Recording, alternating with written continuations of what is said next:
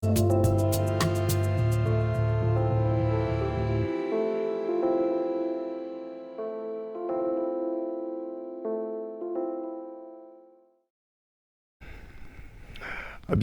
à Hebdo Santé sur Medi 1.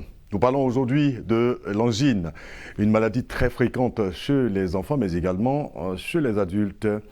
Même si la plupart du temps elle est sans gravité, l'angine peut avoir des complications, d'où la nécessité d'agir dès que les premiers signes apparaissent. Mais quels sont ces signes et quoi faire en cas d'angine? Docteur Akaku Christ, vous êtes sur ce plateau donc pour répondre à toutes ces préoccupations. Bonjour docteur. Bonjour monsieur Kwaku. Alors vous êtes médecin et directeur des commissions du réseau des médecins volontaires de Côte d'Ivoire, qui est donc notre partenaire pour cette émission. En tout cas, c'est un plaisir de vous retrouver à nouveau sur notre plateau. Le plaisir est partagé. C'est également avec beaucoup de plaisir que je vous retrouve, Madame Nyeba Elzia Aïe-Christelle. Bonjour, Madame. Bonjour, Eustache. Alors, vous êtes communicatrice et vous êtes très passionnée des questions de santé, c'est bien ça? C'est cela. En tout cas, merci à tous les deux donc d'avoir accepté notre invitation. Pour commencer tout de suite, c'est la première question évidente. C'est quoi l'angine, docteur Akaku? Alors, merci monsieur Kwaku. C'est un véritable plaisir pour moi d'être à nouveau sur ce plateau. Au passage, saluer le docteur Jumandé Youssouf, le président du réseau des médecins volontaires, un homme d'action, de vision. Permettez-moi tout de même de présenter brièvement le réseau des médecins volontaires. Le réseau des médecins volontaires est une jeune organisation créée par de jeunes médecins qui regroupe des médecins toutes spécialités confondues, présentes sur toute l'étendue du territoire national, tous engagés pour l'amélioration de la santé des populations. Pour revenir à la question, l'angine est un motif de consultation fréquent dans nos hôpitaux, tant bien même chez le médecin généraliste que chez le médecin spécialiste ORL. Comment se définit l'angine? L'angine est une inflammation des formations lymphoïdes de l'oropharynx, essentiellement de l'amygdale palatine, qui est la plus volumineuse, située de part et d'autre de la luette. On va être plus simple, docteur. Pour être plus simple, on va être plus simple. L'angine est une infection des amygdales. C'est où Et l'amygdale se situe au niveau de la gorge. D'accord, on va dire c'est donc une inflammation au niveau de la gorge. Une inflammation au niveau de la gorge. Il est bon à savoir aussi que l'amygdale joue un rôle aussi dans l'immunité. D'accord, voilà. Ok. On a déjà donc fait une angine au moins une fois dans sa vie. La dernière fois que vous avez eu une angine, c'était quand? La dernière fois que j'ai eu une angine, cela remonte à 5 ans. D'accord, 5 ans. 5 ans. Et c'était grave? Pas du tout. D'accord. Et comment vous avez su que c'était une angine? Comment j'ai su que c'était une angine? C'est parce que je me suis rendue à l'hôpital. J'avais mal à la gorge. Et donc je me suis rendue au niveau de l'hôpital et c'est le médecin qui a diagnostiqué une angine. D'accord. Pas un examen? Non, pas un examen. Par rapport aux signes que je présentais. D'accord. Ok. Est-ce que la douleur est le véritable signe pour reconnaître une angine, docteur Akaku? D'accord. Généralement, l'angine se manifeste par une douleur à la gorge, qu'on appelle odynophagie, qui est une douleur lors de la déglutition. Mais il peut être associé à d'autres signes, tels que la fièvre, la toux, l'otalgie réflexe, les adénopathies cervicales, les douleurs abdominales et vomissements chez l'enfant. Donc, ce qui est bon à savoir, c'est qu'une douleur à la gorge n'est pas nécessairement une angine. D'accord. Toute douleur à la gorge n'est pas nécessairement une angine. Alors, donc, comment est-ce qu'on arrive à déterminer l'angine donc des autres douleurs au niveau de la gorge? D'accord. Au-delà des signes que j'ai cités, je dirais que l'attitude adéquate à adopter, c'est de se rendre chez un médecin. Le médecin qui est habilité à faire le diagnostic va vous interroger, va examiner la cavité buccale à travers l'aspect des amygdales, à travers l'examen des aires ganglionnaires. Il pourra vous dire si effectivement il s'agit d'une angine ou pas. D'accord. Pas d'examen? On n'a pas besoin forcément d'examen? Le diagnostic de l'angine est essentiellement clinique. Même si dans les pays développés, on peut avoir recours à d'autres examens tels que le test de diagnostic rapide qui permet de mettre en évidence l'angine d'origine streptococcique. Mais toutefois, cet examen n'est pas disponible, n'est pas à la portée de tous. Donc, le diagnostic est essentiellement clinique. D'accord. Ok, on va donc s'en tenir à ça. Et qu'est-ce qui provoque l'angine? Pour parler de cause de l'angine, dans 50 à 90% des cas, l'angine est d'origine virale. Dans 10 à 50% des cas, elle est d'origine bactérienne. Expliquez-nous tout ça, d'origine virale, d'origine bactérienne, c'est quoi? D'accord, lorsqu'on parle d'origine virale, donc c'est-à-dire c'est un virus au fait. D'accord, c'est dû à un virus. Oui, ça c'est dû à un virus. D'origine bactérienne, c'est dû à une bactérie, donc principalement le streptocoque bêta-hémolytique de type A. Mais la question idéale qu'il faut se poser, est-ce que l'angine est contagieuse? Et à cette question, je dirais oui. L'angine est même très contagieuse. En effet, les germes se trouvent dans la salive, dans la gorge. Donc une personne infectée, lorsqu'elle éternue ou tousse, elle va propager le germe dans l'environnement. Et lorsqu'il y a une personne saine qui passe, par une simple respiration ou même un simple toucher manuel, peut automatiquement être atteint de cette maladie. C'est donc le mode de transmission. C'est le mode de transmission. De contamination, je vais dire. Contamination. D'accord. Alors, dans votre cas, Eldia, qu'est-ce qui a été dit? Est-ce que vous avez été contaminé par quelqu'un? Quelle était la cause de votre, de l'angine, la dernière angine que vous avez eu à faire? La dernière angine, c'est aujourd'hui que j'apprends que ça se transmet par respiration, par le toucher. Le médecin n'a pas été explicite, donc il a juste dit que c'est une inflammation de la gorge, donc il a donné par la suite le traitement. Voilà, donc je ne dirais pas que j'ai été contaminé par quelqu'un, certainement, mais je n'ai pas souvenance de ça dans la mesure où c'est aujourd'hui que j'ai ces informations qui sont nouvelles pour moi. D'accord, mais je veux dire, est-ce qu'il y a eu un interrogatoire? Le médecin vous a demandé, oui, vous avez sûr. mangé quoi? Non, il a demandé... On n'a pas déterminé la cause, non? Non, il a posé un certain nombre de questions par rapport aux symptômes que je présentais, mal de gorge, donc il a posé les questions et il a fait un examen, mais il a touché la gorge, il a ouvert la bouche, il a regardé et il a déduit que c'était une angine. Et il a donné le traitement en fait. Voici un peu comment ça s'est passé. On parlera un peu, on va voir un peu combien de temps a duré votre angine tout à l'heure, mais je l'ai dit donc, eh bien chacun de nous a déjà donc eu une angine, au moins dans sa vie, et on se pose souvent des questions sur certains aspects qu'on a du mal à maîtriser. Et Wilfried Méanier a justement recueilli quelques préoccupations que nous allons voir maintenant. Bonjour docteur, j'aimerais savoir quand on a une angine, quelle nourriture est la plus appropriée? Quelle nourriture doit-on manger? Parce que souvent on a mal à la gorge, on ne sait pas si on doit manger GABA ou si on ne doit pas manger. Bonjour docteur, j'espère que vous allez bien. Moi ma préoccupation c'est de savoir quand l'on a une angine, est-ce qu'il est conseillé d'utiliser des médicaments naturels pour soigner cette maladie-là? Bonjour docteur, ma question est la suivante, j'aimerais savoir quelle est la durée d'une angine et quel est le temps de guérison? Bonjour docteur, j'aimerais savoir si une angine peut passer toute seule ou bien il faut obligatoirement aller à l'hôpital pour pouvoir soigner. Bonjour docteur, j'ai une question. J'ai déjà eu l'angine et l'angine fait très mal. Mais j'aimerais savoir pourquoi est-ce que l'angine fait plus mal la nuit? Bonjour docteur, j'aimerais en savoir un peu plus sur la maladie qu'est l'angine. J'aimerais savoir si c'est grave et ça a des conséquences si ce n'est pas soigné. Bonjour docteur, moi je voudrais savoir, est-ce que l'angine est contagieuse?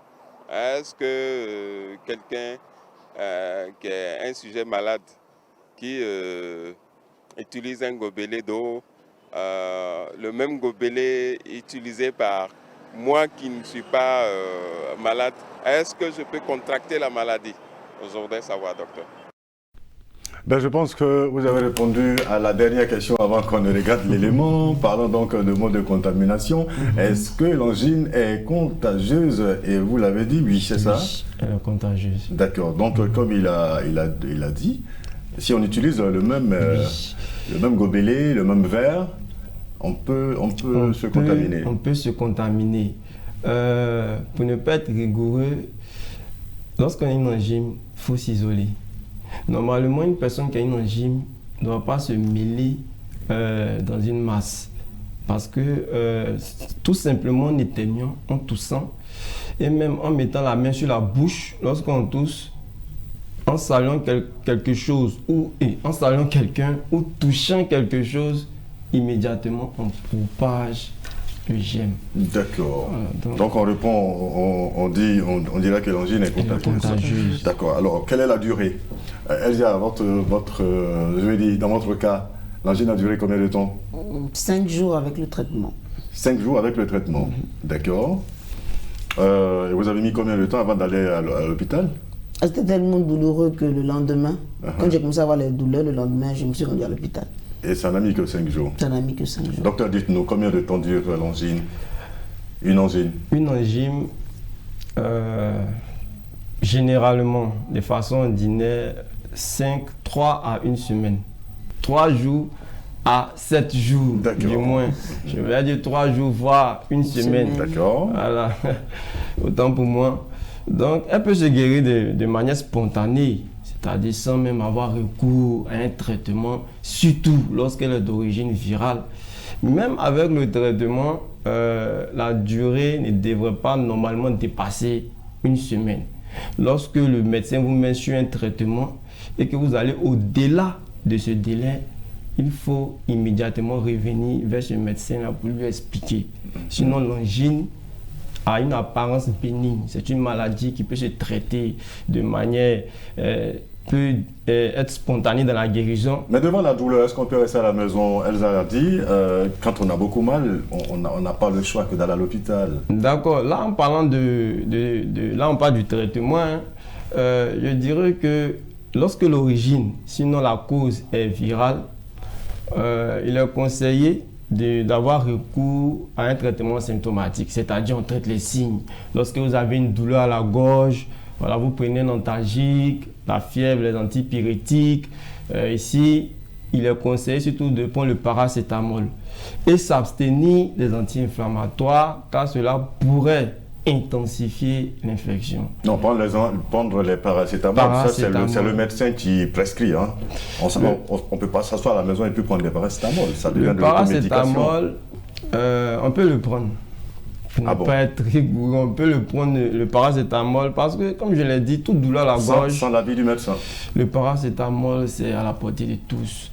On peut avoir recours en première intention lorsqu'on a une douleur, pas seulement au niveau de l'angine, mais on peut avoir une céphalie, on peut commencer par un paracétamol.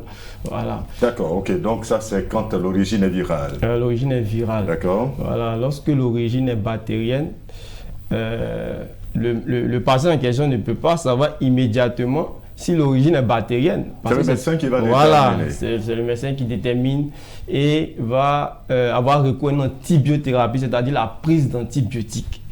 Voilà, je tiens à préciser que la prise d'antibiotiques n'est pas systématique. Et c'est une grave erreur que certains font, même des habitudes de prescription de certains médecins. Voilà. L'antibiothérapie n'est pas systématique. Vous voulez dire que certains médecins prescrivent à tort ou abusivement les antibiotiques? Bon, pour ne pas indexer, mais la réalité c'est que c'est le cas. C'est le cas. Il suffit qu'un patient vienne pour une douleur à la gorge et automatiquement on prescrit... À partir de quel moment il faut prescrire donc l'antibiotique? Justement, l'antibiotique se prescrit selon non seulement les signes, il y a un score que le médecin doit connaître, qu'on appelle le score de Mac-Isaac. Voilà, pour ne pas rentrer dans les détails. Ça devient très technique. Là, ça devient très, très technique. D'accord.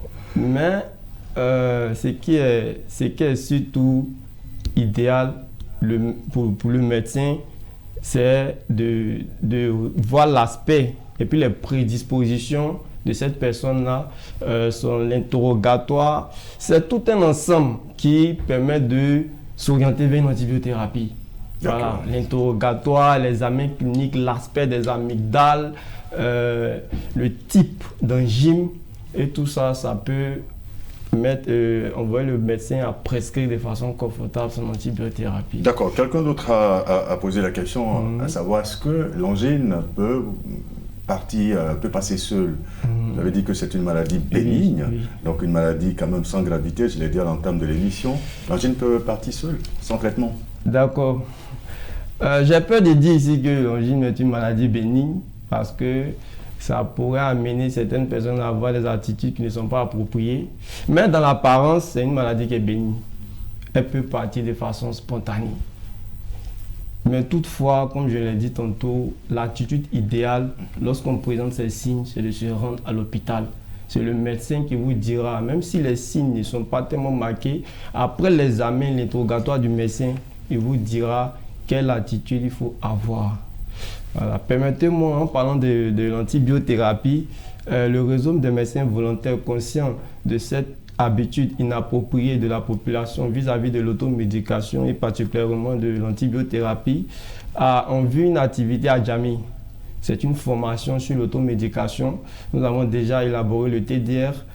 Donc, c'est une activité qui est en cours. Profitez pour lancer un appel aux autorités, tous ceux qui aimeraient nous aider dans cette tâche, parce que c'est vraiment primordial pour la population. L'antibiothérapie à long cours peut occasionner des résistances, qui peut s'avérer péjoratif pour la personne en question. Et quand on sait qu'il y a les médicaments qui sont en vente libre, oui. Je pense qu'il est très important de sensibiliser sur cet aspect, l'automédication. Elsa, lorsque vous avez suivi le traitement, votre angine, pas votre angine, mais l'angine, vous avez eu une guérison, c'est ça? Oui. D'accord. Il n'y a pas eu de récidive après, non? Non, non. J'ai pas récidivé. D'accord. J'ai bien pris le temps de respecter le traitement qui m'a été prescrit par le médecin et je me suis rétabli. Et je veux dire par là que ça rejoint aussi le docteur Akakou qui dit que c'est une maladie qu'on peut supposer être bénigne dans la mesure où elle se guérit petit à petit. Voilà. Quand tu as mal, tu veux certainement te soulager. Donc tu prends le paracétamol, que ça ne passe pas, tu vas voir le médecin. Et quand tu suis aussi le traitement, aussitôt que tu commences à le prendre avec la positivité, bon, je pense bien qu'on est rétabli. Donc dès que j'ai respecté mon traitement, je me suis rétabli aussitôt. Les 5 jours qui ont suivi, je me suis rétabli. Alors, si l'angine n'est pas soignée, est-ce qu'on peut avoir des complications? La question a été posée. La question a été posée, c'est une très belle question. C'est tout l'intérêt même de cette angine. C'est que lorsque l'angine est maltraitée, et surtout lorsqu'elle est d'origine bactérienne, principalement le streptocoque bêta-hémolytique de type A, elle peut s'avérer très très grave. Les complications peuvent être quoi? Les complications peut être d'abord loco-régional, en évoquant ici le phlegmon amygdalien, ça peut être une cellulite, ça peut être... Tout ça c'est un peu trop fort pour la population. Un abcès rétropharyngé. Ça peut être quoi? Non mais en fait, ici, bon, ça peut être comme... Lorsqu'on parle d'un abcès, c'est du pus. C'est une bactérie. Il peut y avoir du pus au niveau de la gorge. Et à la longue, cette bactérie-là peut se déplacer et atteindre d'autres organes. C'est le cas de la cardite rhumatismale qui est une atteinte du cœur, glomérulonéphrite aiguë qui est une atteinte du rein, la fameuse rhumatisme articulaire aiguë qui est une douleur un peu de... Donc c'est un peu ça. Maintenant, ça peut être général, hein, ça peut occasionner une septicémie. Une septicémie, c'est une maladie, c'est une infection générale de tout organisme, c'est-à-dire tous les tissus, tous les organes sont touchés. Et effectivement, si la personne n'est pas prise en charge comme il se doit... Ça peut être grave, les conséquences peuvent être graves. Et même Alors, la jeune dame a parlé de l'angine qui fait plus mal la nuit. Est-ce qu'il y a une explication à cela? L'angine qui fait plus mal la nuit, ce n'est pas un signe pathognomique de l'angine. Voilà, les douleurs nocturnes à la gorge pourraient être une simple allergie, pourrait être dû à l'air frais, l'air sec de la nuit. Mais dans quelques cas, on peut avoir des douleurs nocturnes lorsqu'on a une angine. Ça a été votre cas, Elsa? C'est pas toujours. Voilà, d'accord. Elsa, ça a été votre cas? Oui, ça a été mon cas. La nuit, on a plus mal. On s'est dit que tout est calme, la douleur se décuple, on a vraiment mal. Ça a été mon cas. D'accord. Alors, quoi manger lorsqu'on a l'angine? On a du mal déjà même à avaler la salive. Hein? À plus forte raison, donc, la nourriture. Est-ce qu'il y a une nourriture adaptée? Ou alors, en mangeant ce qu'on a l'habitude de manger, l'autre, il a parlé du garba, la tchéké. Est-ce qu'on risque pas de blesser un peu plus cette inflammation? En ce qui concerne l'alimentation, il n'y a pas une alimentation qui est spécifique en cas d'angine. Ici, on a déjà une douleur à la gorge, comme l'avait signifié. Donc, l'alimentation ici, le but sera de ne pas irriter davantage, sinon exacerber la douleur. Donc, on peut dire en cela qu'on peut avoir recours à une alimentation un peu liquide, telle que la bouillie. Voilà. On peut aussi utiliser des vitamines pour booster un peu le système immunitaire afin de lutter convenablement contre cette maladie, ce germe. Sinon, il n'y a pas d'alimentation appropriée bon, pas appropriée, mais spécifique, révolue à une angine. Voilà. D'accord. Est-ce que vous avez une question pour Dr Kakou? Je pense que je vais, avant certainement que le temps que vous réfléchissiez, je vais vous demander, est-ce qu'on peut faire plusieurs fois l'angine dans sa vie? Oui, on peut faire plusieurs fois une angine. Et une angine à répétition, ça fait partie même d'une indication, d'une intervention qu'on appelle l'amygdalectomie. L'amygdalectomie qui est une ablation des amygdales. Il y a tout un score que le spécialiste maîtrise. En fonction des éléments de ce score-là, il peut indiquer une amygdalectomie. Donc effectivement, on peut faire une angine, on peut faire plus de 5 angines, plus de 6 angines. Voilà. Chez les enfants, c'est plus fréquent. Chez les enfants, c'est plus chez fréquent. les adultes. Oui, c'est plus fréquent chez les enfants. Voilà, comme j'ai dit, le système immunitaire de l'enfant n'est pas égal à celui de l'adulte. Voilà, donc chez les enfants, le pic est de 3 à 15 ans. Les enfants font régulièrement une angine qu'il faut différencier aussi d'une rhinopharyngite. Voilà. D'accord. Alors on va terminer donc par cette question qui est essentielle. Peut-on prévenir l'angine? Si oui, comment? D'accord. En parlant de prévention ici, certains me diront, mais puisque docteur, l'angine c'est une infection des amygdales, est-ce qu'il ne serait pas intéressant d'enlever les amygdales et puis le tout est joué et puis une infection? C'est logique, mais je dirais plutôt qu'on ne peut pas avoir recours immédiatement à l'amygdalectomie parce que des études ont montré qu'au long cours, elle pourrait être péjorative pour l'organisme. Et puis, il ne faut pas ignorer aussi que les amygdales ont un rôle dans l'immunité. Pour parler de prévention, je dirais plutôt qu'il faut être rigoureux avec les mesures hygiéno-diététiques, se laver efficacement, régulièrement les mains, s'abstenir de tout contact avec des personnes infectées qui nous rendent vulnérables. Mais puisqu'on peut pas, puisque c'est pas écrit sur le fond comme on le dit, donc ça devient un peu compliqué. Ça devient compliqué, effectivement. Voilà, mais avec l'avènement de la Covid, voilà, certaines habitudes qui sont devenues un peu courantes. Donc je pense que le message doit être à l'endroit même des personnes qui souffrent d'angine, oui, de se protéger afin d'éviter de contaminer les autres. À travers le réseau des médecins volontaires étant conscient de cette situation, à travers notre commission sensibilisation, on a même élaboré un TDR pour aller vers la population. On a ciblé d'abord les lycées. Cibler les lycées où on ira parler ou bien sensibiliser vis-à-vis de l'hygiène, des bienfaits de l'hygiène et puis les attitudes qu'il faut avoir pour ne pas être vulnérable à certaines maladies. D'accord. Une question à Dr Kakou, Elzia. Dr Kakou, ma question est la suivante. Je veux savoir, est-ce que les méthodes de grand-mère peuvent soulager l'angine? À cette question, je dirais pourquoi pas. Les méthodes de grand-mère peuvent s'avérer efficaces. La preuve, c'est que certains ont eu recours à ces méthodes-là et ont eu un bon témoignage. Moi, la méthode que je connais le plus, c'est l'utilisation du miel avec du citron voilà, qu'on peut utiliser. Le miel, il y a une propriété antibactérienne et anti-inflammatoire, permet de soulager et aussi guérir aussi la maladie. Mais vous qui êtes un spécialiste médecin, vous conseillez ça? Vous êtes d'accord avec? On peut... Je ne dirais pas non, je ne dirais pas oui. Nom de Dieu, mais dites-nous quelque chose. Je dirais tout simplement, oui. Pour se rendre dans un centre de santé, consulter le médecin qui est habilité à faire le diagnostic de l'angine. C'est mieux pour vous. C'est mieux pour votre santé, c'est mieux pour l'évolution, ça permettra d'améliorer le pronostic de votre mal. Parce que lorsque l'angine traîne, comme on l'a dit tantôt, à la longue, ça peut provoquer des graves complications, surtout lorsqu'elle est d'origine bactérienne. Allez, voilà donc ce qu'on pourrait dire au sujet de l'angine et de ce qu'il faut faire tout de suite lorsqu'on a les premiers signes. Merci pour toutes ces informations.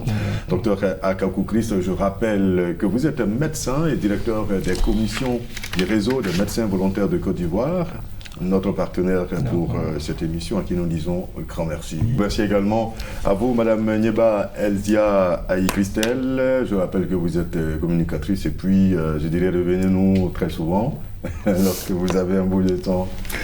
C'est la fin de ce numéro d'Hebdo Santé. Merci à l'équipe de réalisation et à vous qui l'avez suivi. Prenez soin de votre santé et à très bientôt pour un autre numéro, toujours sur Média.